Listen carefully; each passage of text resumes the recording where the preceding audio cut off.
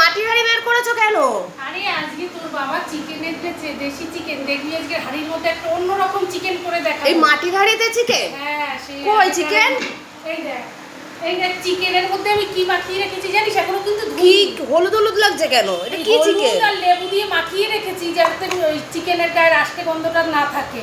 এই চিকেন করব আজকে। দেখবি একটা নতুন ভাবে, সবাই তো সব রকমের পটল দিয়ে করে, আমি আজকে একটা পটল দিয়ে ভোলা মাছ দিয়ে ঝাল করব। ঠিক আছে দেখ। আর এই দেখ মাছের ডিমের বড়া।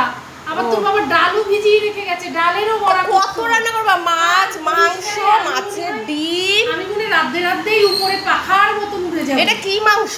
এটা হচ্ছে দেশি মুরগির মাংস। হলুদ মাখিয়ে রেখে দিয়েছো? হ্যাঁ, হলুদ আর লেবু মাখিয়ে রেখেছি যাতে ঠিক আছে। আজকে পুরোই মাংসটা মাটির হাঁড়িতে না? হ্যাঁ, আজকে পুরো মাটির হাঁড়িতে মাংসটা করব। ঠিক আছে, তাড়াতাড়ি শুরু করে দাও। সকাল সকাল রান্না, তোমরাও দেখার জন্য প্রস্তুত হয়ে যাও। আজকে কি কি রান্না হচ্ছে পুরো রেসিপিটাই দেখাবো, প্রত্যেকটা রেসিপি। সাথে থাকুন।